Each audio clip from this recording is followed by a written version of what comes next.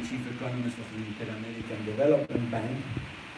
And then he went to head a think tank at Harvard University that a man by the name of Jeffrey Sachs destroyed by his corrupt dealings and schemes in Russia. I know this is being recorded, but Harvard had a center that existed for decades, at Harvard. And when Larry Summers, who was in the Office of Management and Budget in the Clinton administration, Jeffrey Sachs got a no-bid contract of tens of millions of dollars, I think around $40 million. All this is public record. And with all that money, they went to supposedly giving advice to Russia, but a lot went back to the wives and the consultants at Harvard. The scandal was so huge that Harvard had to close the center. And they changed the name to now Harvard Center for Economic Development, and Ricardo has been the head. He's the person very friendly to markets, more how we call establishment, status quo. So he would like to work with the current his current economic plan is based mostly in recovering the oil industry. As you know, Venezuela is the country with more oil reserves in the world. He will not radically want to change the currency and go to dollarization, as many of us recommend. But all in all, he is a very serious person. Each of these political parties have their own economic teams and policy teams, and they're all developing plans in order to be able to promote them once liberation comes and the next president, the current president, interim president, calls for a new election. Yesterday was one of these miracle moments, happiest moments of my life, because I will mention some actors, but there are some actors that it's better not to mention. That, and again, I can speak to you about the goals, I think, of the administration. I will never tell you about the key strategy of the administration, because only when you want to lose, you tell the enemy how exactly you're going to do things. But yes, I was the Department of the Treasury, visiting the Deputy Assistant Secretary of Public Affairs, who I knew from Salman, and he came from the Jack Kemp team. And then I think, what is going on with this person who for me is the best financial economist in the world and was being blocked by the deep state, one question after another. I said, oh, look, yeah, he's there, and he's one of the top guys here. And he's the front person for Venezuela. And so for me, because to know that the administration of Trump has the best financial economist dealing with Venezuela, I know about one area where I will continue to play a facilitative role, and passing him all the proposals that exist now.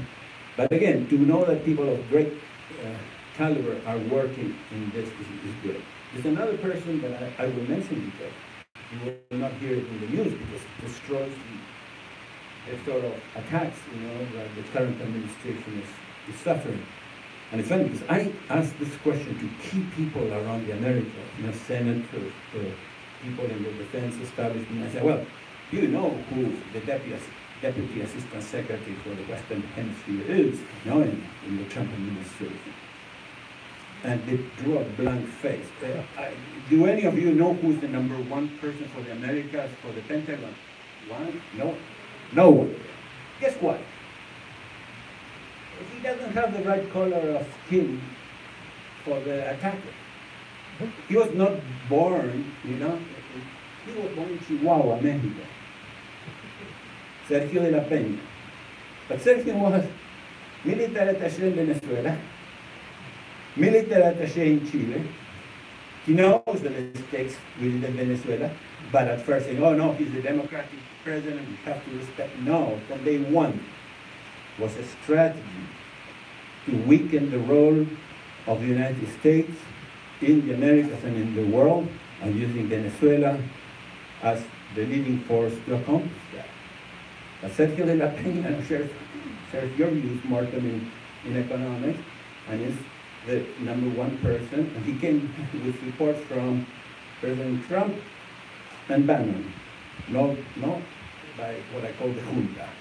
Junta, the Ivy League military, that first Trump decided not to fight against all the big states, and father, he must have enjoyed his high school part in the military, and he had Master Kelly, Mare, to that point that the leading thinkers in the world,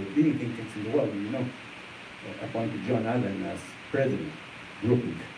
So he appointed the peer of the junta to see if they would perhaps get it outside of the bubble of Embassy Row, now called Clinton Row here in Washington, D.C. So again, I mentioned some of the players, some of the local players, and I can go on and on because whenever I have a chance and I have some security, I think I have been going to Venezuela, but again, I have not been there for the last 2 years and a half. So I mentioned the political insiders, like Leopoldo Lopez and Maria Corina Machado. There's another guy called Enrique Capriles, Radonsky, who is more moderate, but in the mention from the outside forces, what is going on. Part of the Socialist International, like Felipe González, who was the first socialist president in Spain, has played a very salutary role, very helpful role. He believes in the division of power, but the last socialist president, Rodríguez Zapatero was the president and prime minister in Spain before the current one that we have, which is Pedro Sánchez. Now it came Aznar, Rodríguez Zapatero, Rajoy, Sanchez, and now we have elections in April in Spain, and they're very, very important and very relevant. So one of them has been an agent of communism, Rodríguez Zapatero, repugnant, amazing. But some of the socialists have played a friendly role. A key one is the head of the Organization of American States, Luis Almagro, the guy who was on the left of the left, was like a Che Guevara guy in Uruguay. And despite the government of Uruguay and the government of Mexico are two that are still supporting the dictatorship in Venezuela, Luis Almagro has courageously worked to promote freedom in Latin America. And so I commend Mr. Almagro. A group that I have to mention, because at Acton we have been working for many years with them, are the bishops of Venezuela. We don't mention names, but even if you ask people from our Cape friend allies, that something about Venezuela, who are the best group and the most united group and that can help for the future, it is the Conference of Bishops of Venezuela. Unfortunately, I cannot say the same about the Vatican, and especially my compatriot, Pope Francis, who I love as a human person, as a Roman Catholic. I have to believe in the Holy Spirit, mostly in the Holy Spirit, more on the ideas of part of the Catholic hierarchy. There's a courageous, the former head of the Catholic University, the Jesuit, Father Luis Ugalde, also has been superb. He's in his now late 70s. His roommate in the Jesuit was a member of the Monterey Society, one of the few Jesuits that we have in that free market society.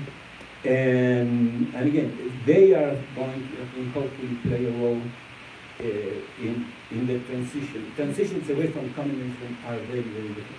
I follow them closely. I'm also on the board of groups in the Czech Republic and in Poland. And what happened is, because it's called issues of distributive justice, the justice of how you deal with things that are held in common, not taking from the rich and giving to the poor. That's not distributive justice. That's bad. But how do you restitution is a tremendously difficult issue. It's always uneven. Once you take the loot of the thieves, and give it to the victims, when you run out of that money, in order to pay a victim, you have to punish another victim.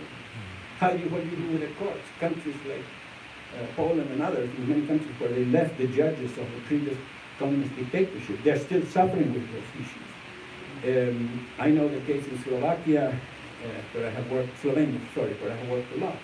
Some people got back factories totally destroyed because they were artificial. They get the factory back, there were zeros, like a black hole. You lose money when you get the company back. Other people got forests back, and they were as rich as before. In Venezuela, the parents of Maria Corina Machado had an energy company which was expropriated, more or less $1 billion value company. They never bribed to get back, but a group from my native country, Argentina, the King group, had another one. They supposedly bribed and got $2 million back. Now, when liberation comes, will you treat those two groups the same? It's very difficult. So a lot of people will have to be very generous and understand that they will not be able to get everything back. I think those who stayed in the country and collaborated with the regime should be asked to pay like a patriotic tax, like an affirmative action. If you make money with the dictators, in order to continue operating, while others lost everything, you will have to collaborate a little bit more.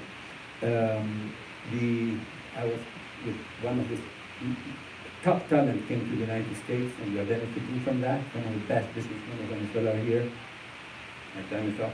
Also, so I will finish with this. And he said, Alex, I wrote the piece, by the way, if you, a long article speaking about all these leaders, and this last topic that I will address up here in Forbes, which are the issues of justice in the transition away from communism. They're very, very difficult. And I presented this 1 year ago in Panama. We took 30 people from Venezuela at an institute for training. It was great timing because a week afterwards, Venezuela broke relationship with Panama, so the people were not able to come. And I was chatting about my piece with this former banker, and he said, Alex, you have to be very careful. We are not the millionaires now. The guys who escaped Venezuela, started a new life here. The billionaires are all these ones who have dealt with Maduro and Chavez, and with this fake exchange rates, whatever, they have billions all over the world.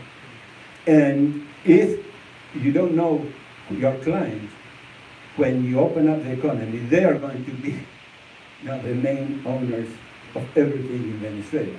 The same will happen, by the way, in many countries that have narco issues. I know some of my libertarian colleagues, and I believe in a certain degree of drug legalization. But if you liberate a situation where most of the wealth is in the hands of the drug cartels, and you open and you launder all that, you end up in a country who will be owned by the worst people in the world.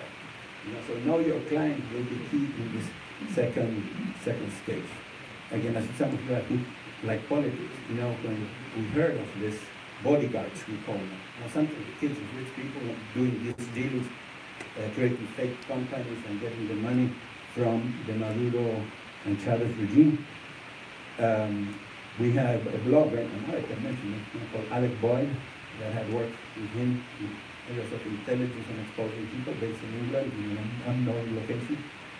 And I was meeting with him, Alex, you know what happened? They came to my house, they took my hard drive, they put notes in my pocket saying, pedophile, what? And then, my gosh, you have any proof? Oh yes, look, it was all recorded. And I saw, the filming. And said, look, Alex, this look that there's some intelligence away from Venezuela that is into hoods, because if the police knows this, this is tricky. So I said, my God, and this world was difficult. Someone, a crook, is collaborating with our security forces, and you tell this guy is a crook, then you become a problem. So, to quiet my friends who were pointing fingers at these bodyguards, one company is called Derwick Associates, Derwick. Guess what company the Chavez allies and Maduro allies hired to go after my friend? Fusion GPS. So now I see a little bit how I see the world. Look, I can go on and on. I think what's going on in Venezuela is tremendously important. We have to be very careful. The enemy, by that I mean not only Venezuela, but countries like China, Russia, and especially Iran, Cuba.